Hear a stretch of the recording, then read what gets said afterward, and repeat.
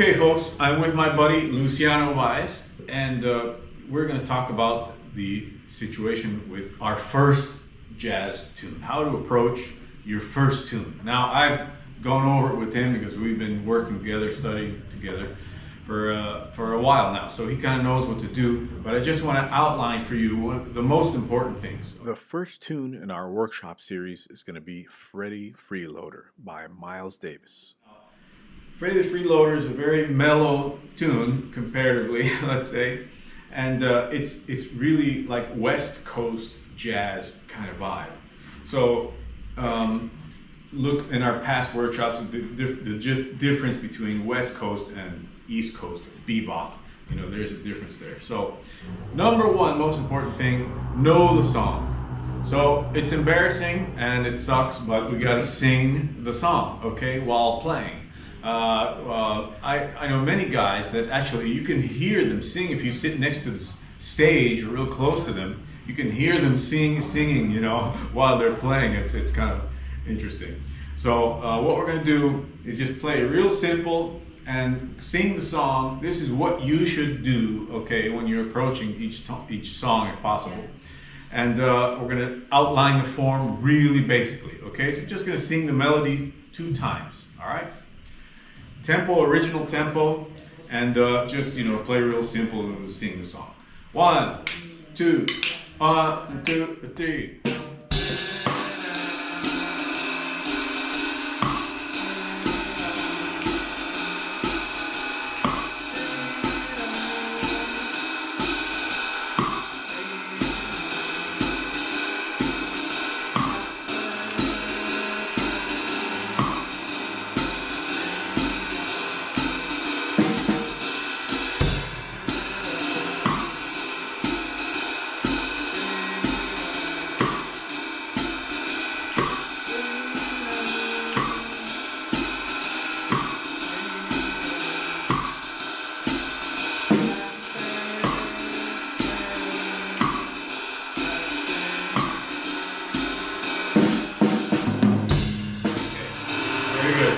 Okay, so if you notice, we are outlining the form, okay? The form, how do you outline the form again? You should know by past workshops that we've done.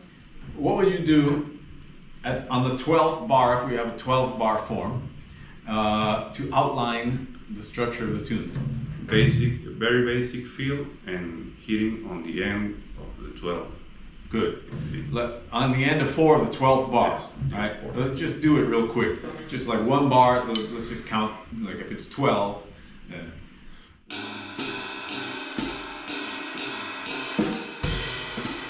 All right, so you hit on the end of 4, right? That's one way in jazz. We've talked about it before in workshops, but I want to make sure you know what I mean. Okay, you can do it with the bass drum and the snare or whatever. Okay.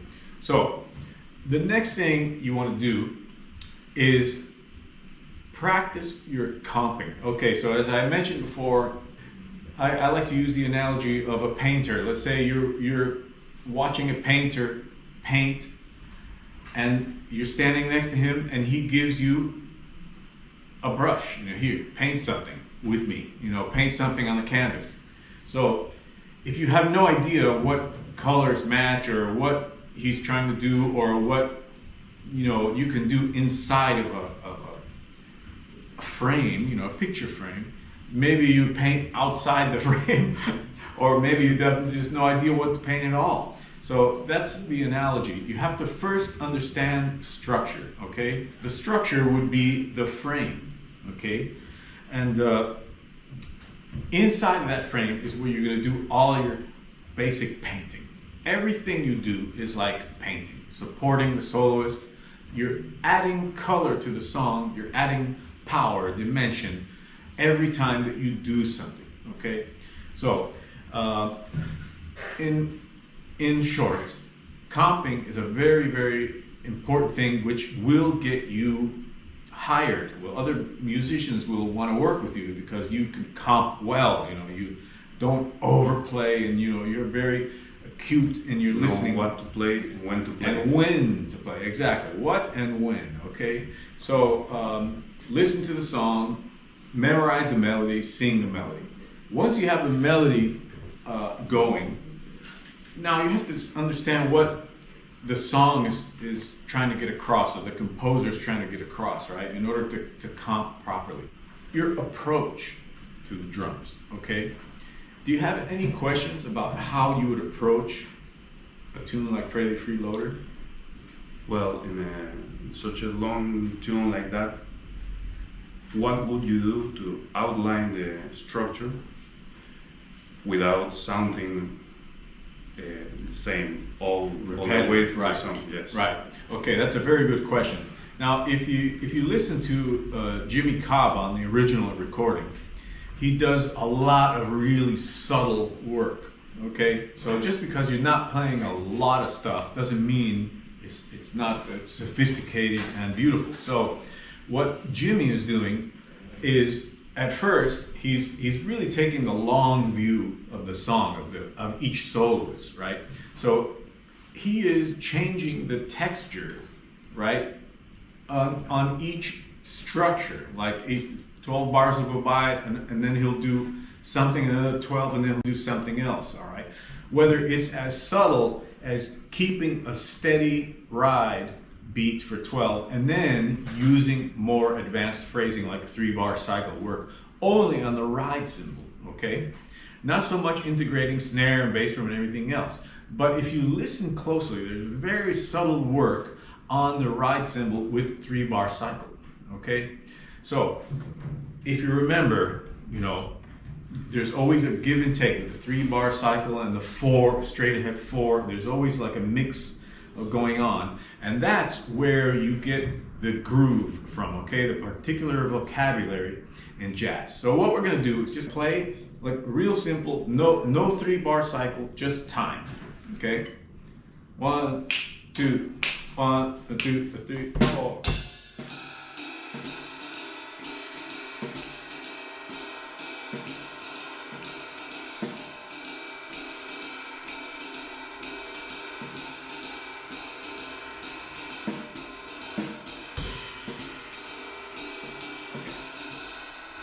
That's no 3-bar cycle, okay? Now see if you can put it in like a little bit here and there. 1, 2, 1, 2, 3.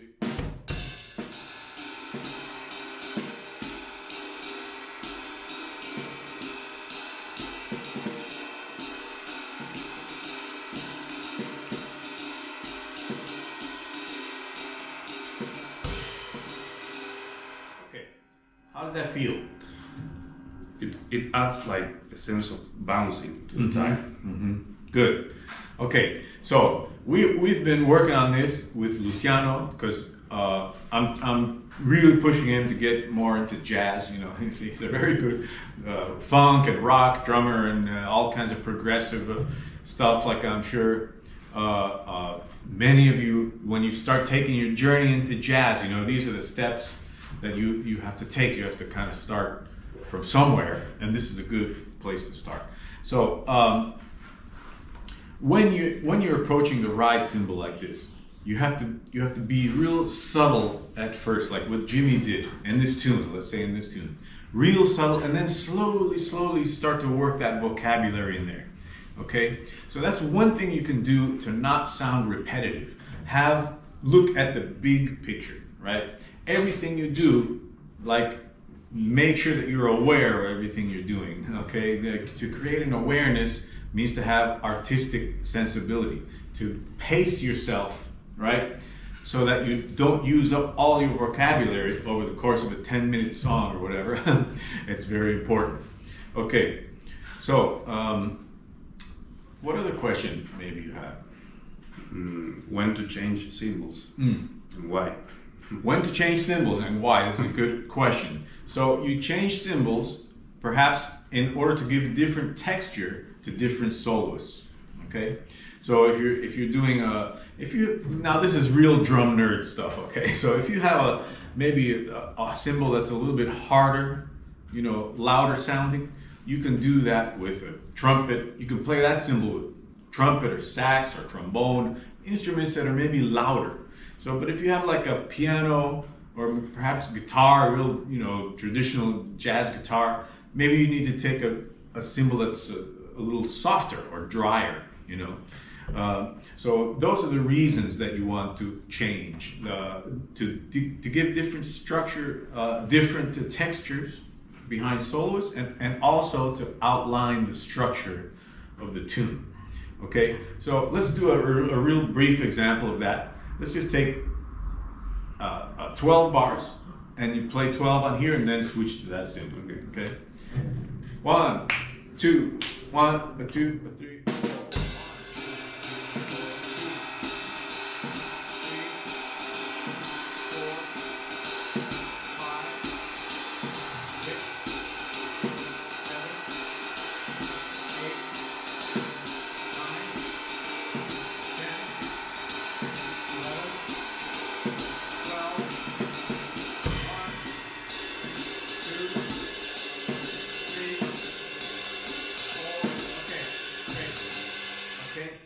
Every time you switch cymbals, you must have a purpose, a reason for doing so. If you switch at random, you know, you lose direction. Yeah, you lose direction. You lose the power of the music. You know, you kind of deflate the music. There's something about creating tension and release also with the cymbals that's very important. Okay, so let's see. What any other questions? What tools do you have, or what tools can you use to convey this feeling of tension and release? Well, the biggest tools you can have is basically your understanding of musical structure, right? If you understand where the release is coming, like a 12 bars or 16 or 8, whatever, then you can empower the attention and release tool, let's say, that you have to maximize its efficiency in the song. So if you think about it at first, it's a good exercise. You know, just think 8 bars or 16. But after a while, it becomes natural. You don't have to think about 8 or 16 anymore. It just becomes totally natural. So that's how you can basically use tension and release in one simple way. You know, rely on the structure.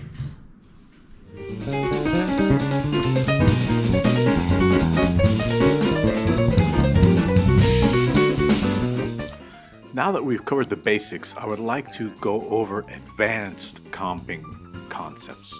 This falls more into the area where you're accompanying a soloist. So what I'm going to do is talk you through a couple of points here. Now just listen to this section one more time.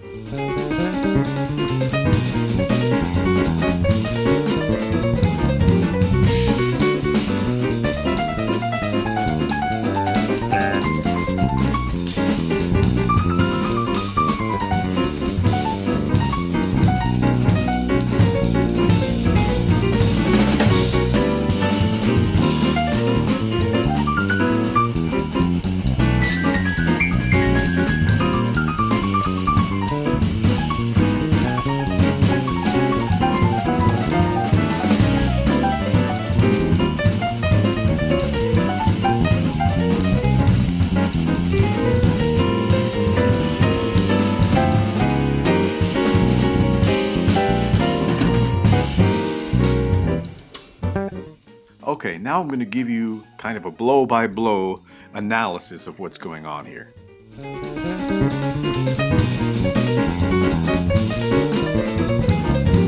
I just have to stop here for a moment and say Bill O'Connell is a master soloist. So I want to count with you the concepts, the rhythmic concepts that he's using, so that you understand what I mean by using the 3-bar cycle and things like this. So as soon as you hear that china, that's going to be the top of the form. 2, 3, 4, 2, 2, 3, 4, 3, 2, 3, 4, 4, 2, 3, 4. Now Bill is playing through the changes here beautifully. Listen to this very interesting rhythmic motif.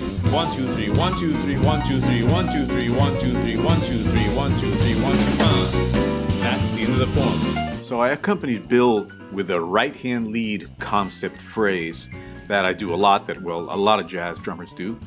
But when you hook into that phrase with the 3-bar cycle, it is very powerful. Your ability to comp with somebody while soloing and spontaneously latching on to what they're doing will really depend on your rhythmic knowledge and your ability to suss out what they're doing on the spot. I hope you enjoyed this workshop, and please stay tuned because we have lots more coming. I hope this is making things a lot clearer for you with how to function in jazz.